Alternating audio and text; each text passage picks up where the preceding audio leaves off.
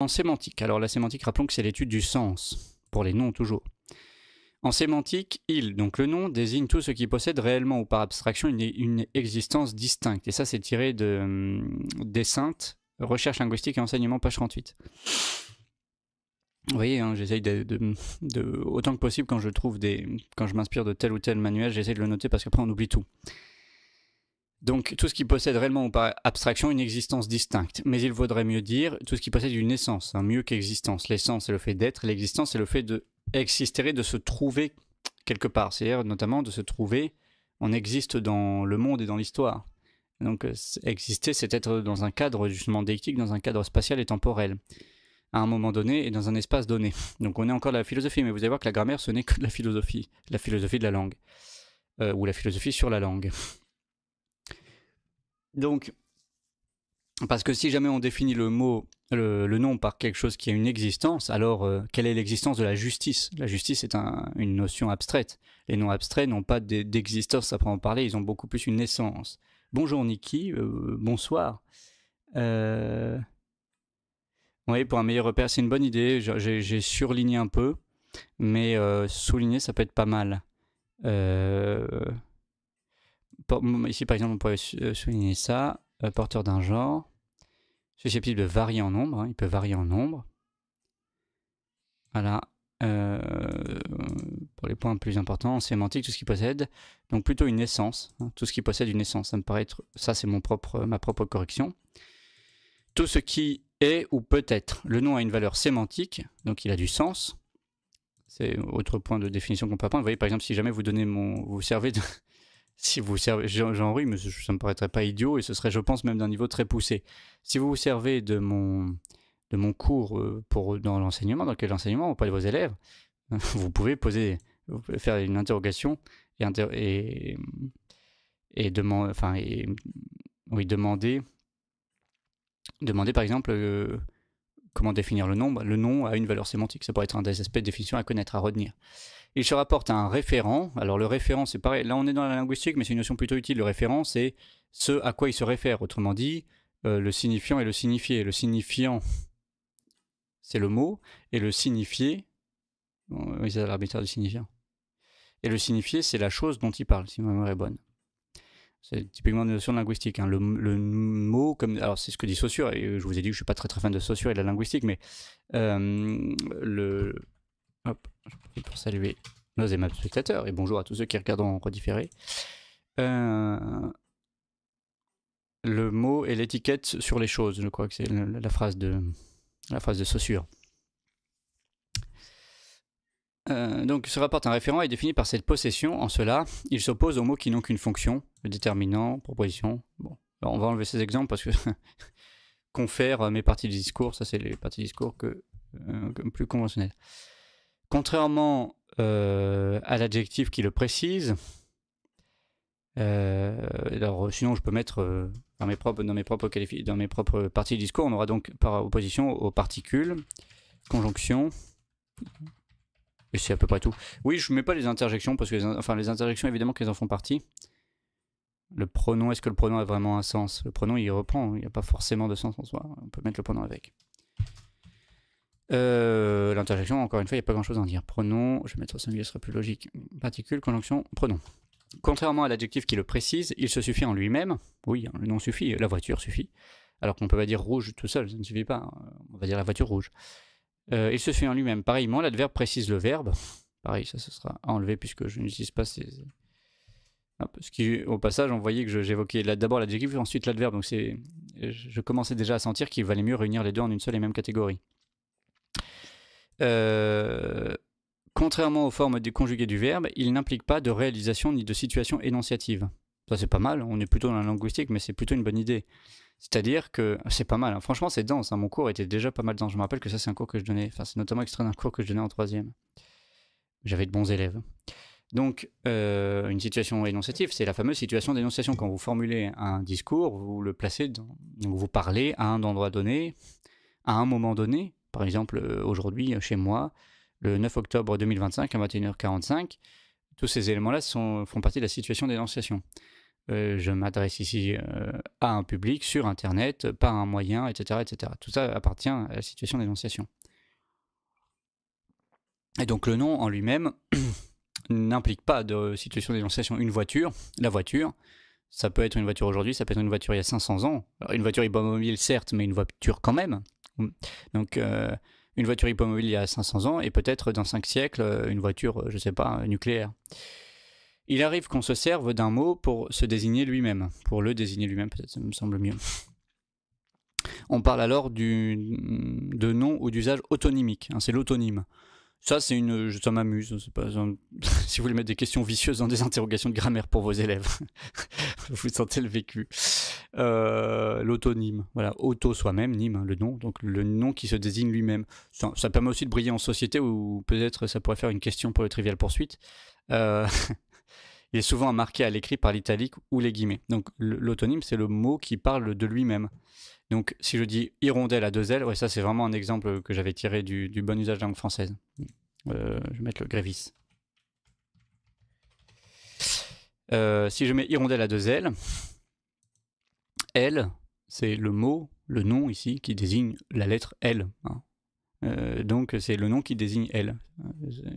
Le nom qui se désigne lui-même, c'est un autonyme. Hirondelle désigne le nom et non la chose. Ah oui, on peut aussi dire qu'hirondelle est un autonyme.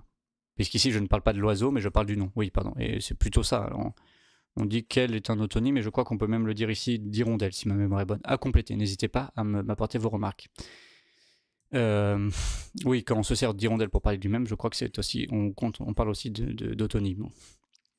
Le nom commun est pourvu d'un sens. Alors voilà, là c'est pas mal. J'avais mis ensuite les différentes distinctions qu'on peut faire. Le nom commun est pourvu d'un sens, d'une définition, tandis que le nom propre se rattache à ce qu'il désigne par une convention particulière. Donc, nom commun, il a un sens, une définition. Le nom propre se rattache donc à ce qu'il désigne, donc une personne, une ville, par une convention, c'est-à-dire parce qu'on sait que Paris s'appelle Paris et que Pierre s'appelle Pierre. Pierre n'est avant tout qu'un prénom. Toutefois, l'étude des noms propres montre qu'ils sont eux-mêmes presque toujours issus de noms communs. Donc ça c'est pareil, on n'invente pas grand-chose. Quand on cherche un nom, tous les parents le savent, quand vous cherchez un nom, vous allez chercher par rapport à la signification. C'est-à-dire qu'en fait, on traite le nom propre, dans le fond, comme un nom commun, on va chercher le nom commun dans le nom propre. C'est ce qui donne du sens. Pierre est un prénom qui signifie Pierre. Bon, pas de difficulté, surtout qu'ici c'est biblique, donc on le sait tous, si on connaît bien son évangile. Simon, tu es Pierre, et sur cette pierre je bâtirai mon église. Les noms propres s'écrivent avec une majuscule, sont généralement invariables en nombre et se passent souvent de déterminants. Ça, au passage, oui, je fais des remarques partout, hein, ça vous aide à bien retenir en même temps, mais chaque point qu'on voit, c'est très très dense. Hein, mon cours est vraiment dense, et là-dessus, je suis plutôt fier de ce que j'avais fait. L'idée que le nom propre n'est pas d'article ou de déterminatif, je peux mettre article en fait pour gagner du temps, comme en grec, on comprend bien d'article. En grec, le nom propre peut être précédé de l'article. Par exemple, Zeus, hein, on peut dire Rhozeus, Rhozeus pour les nominatifs grecs. Donc on peut mettre un déterminatif, un article si vous préférez, avec un nom propre. Dans certaines langues, je crois qu'on me disait récemment que dans certains dialectes espagnols, ça se faisait aussi. Donc ça peut se faire, hein. Mais en français, non. On ne dit pas le Pierre, le François. Ça se dit dans un milieu plutôt rural, mais c'est vu dans la langue classique, c'est plutôt vu comme étant méprisant. Moi, j'ai beaucoup entendu dans ma campagne natale, hein, du Périgord. Les seuls vrais noms propres sont les noms de lieux, excepté la Terre, la Lune et le Soleil. D'ailleurs, souvent, ça c'est un point vraiment intéressant, on voit apparaître depuis 20-30 ans, avec ce qui va de pair avec l'oubli des règles de la langue et donc l'oubli de la grammaire, on voit apparaître une augmentation de la fréquence des majuscules. Alors on voit de plus en plus la Terre avec un T majuscule qui sera différent de la Terre avec un T minuscule, pas du tout. Hein. Jusqu'à il y a 20-30 ans, on écrivait bien la Terre indifféremment et avant toujours sans majuscule. La Lune, le Soleil, même chose, hein, on ne met pas normalement de majuscule à chacun de ces noms. Même chose pour l'homme, hein, on voit parfois homme avec une majuscule pour le distinguer quand on parle de l'homme masculin ou de l'homme espèce humaine, mais c'est une invention d'ailleurs plutôt féministe, typiquement années 80-90. Donc ce n'est pas un usage conforme à la langue française. Les seuls vrais noms propres sont les noms de lieux, excepté la Terre, la Lune et le Soleil, et les noms de personnes. Donc les seuls vrais noms propres, ce sont les noms de lieux et les noms de personnes, on peut le mettre. Hein. C'est important parce que on va avoir par exemple les noms de congrégations, etc., qui sont pas tout à fait des noms propres. Hop, je souligne. Voilà. Bon, dites-moi si je suis trop rapide ou trop lent. N'hésitez pas, chers amis. Les dérivés désignant des dynasties, donc les mérovingiens, les ennemis ou les gentilés, un français, un parisien, les membres d'un ordre religieux, d'une doctrine, d'une religion, d'ordinaire sans majuscule, les jésuites, les mahométans, les socialistes, sont associés au nom propre, encore qu'ils s'en différencient en étant variables en nombre et en ayant une définition. Donc on voit qu'on est sur tous ces points-là, on pourrait faire un autre paragraphe, comme ça sera plus clair. Donc les dérivés désignant des dynasties, donc les mérovingiens, qui dérivent de Mérové, premier roi semi-mythologique des Francs, connu en tout cas. Les ennemis, les gentilés, français, parisiens, les membres d'un ordre religieux, d'une doctrine, d'une religion, les jésuites, les mahométans, les socialistes, on les range dans les noms propres, mais en réalité, ils ont une définition. Qu'est-ce qu'un jésuite? C'est un membre de la Compagnie de Jésus. Qu'est-ce que la Compagnie de Jésus, etc., etc. On peut remonter comme ça et expliquer, tous expliquent. Socialiste, un partisan de la doctrine socialiste. Qu'est-ce que le socialisme? Vous pouvez définir le socialisme. Donc, en fait, on est sur des choses qui ressemblent quand même beaucoup aux noms communs. Donc, on a cette espèce d'ensemble de noms intermédiaires. Tout ça nous permet, quand on voit les limites de notions, on les comprend mieux. Normalement, une fois que vous avez eu ces deux paragraphes, eh bien, la notion de nom propre et nom commun est plus claire pour vous. Ça permet de bien définir et on voit cette classe un petit peu intermédiaire. Alors, autre point qui nous vient du Grévis, je ne sais pas si c'est absolument vrai. On va voir. Je me souviens de cet exemple, je ne me rappelle plus de son degré d'excellence. Dans une question, les vrais noms propres répondent au pronom interrogatif qui, les autres répondent à que. Qui as-tu vu? Je ne sais pas, un français, la réponse est incomplète. Qu'as-tu vu? Un français, que, la réponse est complète. Oui, c'est plutôt juste. Le pronom qui, le pronom relatif utilisé comme pronom interrogatif, attend une réponse d'une personne. Ça se dit, je sais pas, ça se discuterait. Je suis en train de chercher des exemples contraires. Par exemple, est-ce qu'un animal ça marcherait? Qui as-tu vu? J'ai vu le chat. Ça marche, hein, il me semble. Et j'ai vu rentrer quelqu'un. Qui as-tu vu? Le chat. Ouais. Cet exemple-là, que je tire du Grévis, me paraît discutable. J'avais le souvenir que j'avais cet exemple et j'avais le souvenir qu'après coup je me dis est-ce qu'il est entièrement vrai?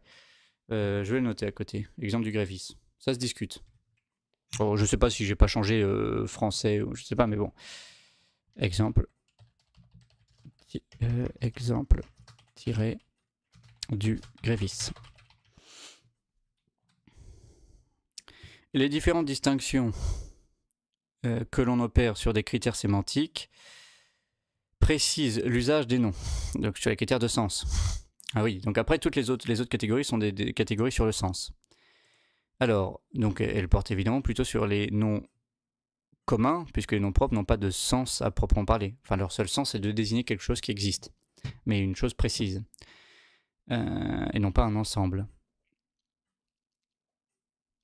Oui, c'est ça, par rapport à mon exemple, je fais bien de vous lire, cher Nicolas, je fais bien de vous lire maintenant. C'est une bonne question, parce que techniquement, en latin, et je pense que traditionnellement, on les qualifie plutôt les animaux comme des choses. C'est vrai que moi, j'ai pris l'exemple d'un animal. Mais de toute façon, ça marcherait, parce que même français, ici, dans l'exemple que donnait Grévis, le français, c'est un nom... Enfin, c'est une sorte de nom semi-propre, c'est pas un vrai nom propre, hein, c'est ce qu'il veut nous dire. Hein, si je dis qui as-tu vu? J'ai vu François, là c'est complet. Ce qui veut nous sous-entendre, en nous donnant cet exemple, c'est que si je dis qui as-tu vu? J'ai vu un Français, ce serait une réponse incomplète. C'est vrai, hein, si on dit qui est rentré dans la maison? Un Français. Bon, oui, mais qui? Bon, on voit bien, la réponse est en effet incomplète. Hein, et c'est pour ça qu'il vaut mieux préciser, parce que si on répond qui as-tu vu? Un Français, on trouve ça un peu bizarre. Donc on précisera en général avant, je ne sais pas, j'ai vu un Français. Bon. Donc on voit qu'ici, dans ce premier exemple, a priori, oui, le nom qui n'est pas un vrai nom propre ne répond pas bien à la question qui. Mais si je dis j'ai vu le chat, j'ai l'impression que ça marche. Qui as-tu vu? J'ai vu le chat. C'est correct. Donc un français, ce n'est pas complet, alors que le chat, c'est complet. J'ai l'impression que c'est plutôt l'idée si on demande qui, il faut quelqu'un de précis. Enfin, il faut une entité précise. Un français, en fait, c'est plutôt, je me demande si ce serait pas le déterminatif numéral 1, ou le déterminatif indéfini, mais en fait, quel numéral, C'est pas ce déterminatif-là qui sert comme donc article indéfini en grammaire conventionnelle, ancienne. C'est pas cet article indéfini qui rend la réponse incomplète. Est-ce que qui as-tu vu? Je ne sais pas le français. Qui as-tu vu? Le français? Ça marche, hein? Si, j'ai vu le français. Si, ça veut dire qu'il y a un seul français, ça marche. En fait, oui, c'est un mauvais exemple. Bon, ben voilà, il suffisait juste de réfléchir un peu pour voir que c'est un faux exemple. En fait, c'est pas. C'est pas le problème, c'est pas le nom, c'est le déterminatif. Bon, ben voilà, bon, on va éliminer ça. On va éliminer cette fausse remarque du Grévis. Bon, hop.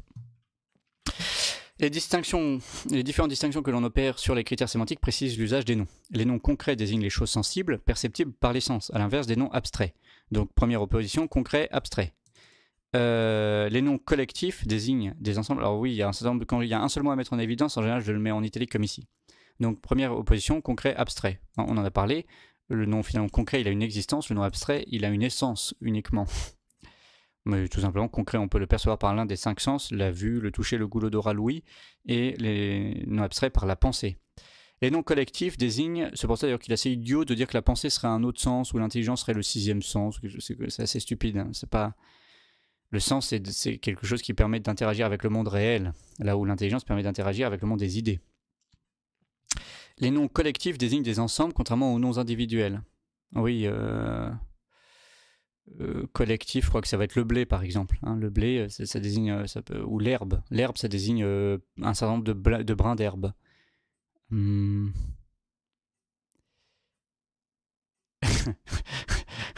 très bonne remarque. D'ailleurs, je me pose la question, normalement j'avais laissé les rediffusions du salon de discussion visibles. Alors là, sur ce genre de direct, ça sera visible parce que je les affiche à l'écran. Mais j'ai remarqué que c'est plus le cas sur YouTube. Alors peut-être qu'il y a eu un changement. Bon. Donc oui. Les noms collectifs donc, désignent des ensembles, contrairement aux noms individuels. Les noms animés, donc femme, ici serait plutôt un nom individuel, parce qu'on dit femme, normalement on parle d'une personne, on va désigner une personne plus précisément. Là où si on parle de l'herbe, en parlant de l'herbe, il n'y a pas une seule herbe entre guillemets, on ne dira pas une seule herbe, on dira un brin d'herbe si on veut préciser. Les noms animés désignent des êtres dotés d'un souffle de vie, ça c'est assez facile, d'une âme, qui les rend susceptibles de se mouvoir par eux-mêmes, et sont littéralement automobiles. Petite plaisanterie de prof de lettres qui amusait un peu mes élèves. Ils sont automobiles, hein, ce sont les noms automobiles, les noms animés, les êtres animés. Ils s'opposent aux inanimés, donc on a les noms animés, les noms inanimés, hein, une pierre, un chat par exemple. Les noms comptables, alors si vous balancez la pierre sur le chat devient inanimé. Pour ne pas fâcher les amis de Bardot. S'ils s'opposent, les noms comptables peuvent être accompagnés d'un numéral. Ah oui, c'est vrai qu'il y a des noms qu'on ne peut pas dénombrer. On peut pas dire une herbe, typiquement. Donc c'est pas un nom comptable. Ce n'est pas, un nom comptable. Lorsque l'on veut parler d'une partie de ces choses, on a recours à un article partitif. Ah bah non, du coup ça marche. Je veux de l'herbe. Ne pas tirer de ce contexte. Je n'ai jamais consommé ces choses-là. Du pain. Ah oui, dans les comptables, donc c'est ceux qu'on peut... Enfin, c'est pareil, je me demande si c'est pas une définition un peu idiote, parce que la plupart des noms sont comptables. J'aurais dû mettre des exemples. On a recours... Ah oui, lorsqu'on veut parler d'une partie, j'ai vu un chien, oui, j'ai vu du chien. Ah oui, d'accord, c'est plutôt dans ce sens-là.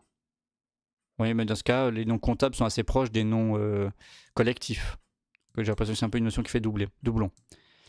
Lorsque l'on veut parler d'une partie des choses, un nom inanimé ne peut pas être sujet de pensée dans une phrase sensée, donc une phrase qui a du sens, etc. etc.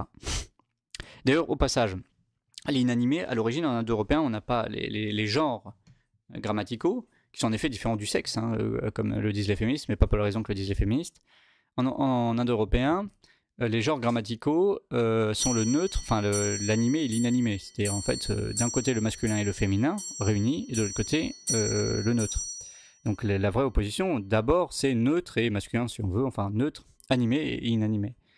C'est après le suffixe E laryngale 2, qu'on écrit EH2, E laryngale 2, c'est ce suffixe-là en indo-européen, qui en fait donc c'est un coup de glotte vers le A, A, un truc comme ça, A, qui colore la fin des noms, et notamment qui s'ajoutait à un certain nombre de cas féminins. Et donc qui était, oui, le suffixe féminin. Et qui vient après. Mais les premières déclinaisons opposent surtout animé et inanimé. Pourquoi? Parce que donc le neutre, hein, concrètement, l'inanimé, ça donnait le neutre. Le neutre, à une seule forme pour le nominatif et l'accusatif.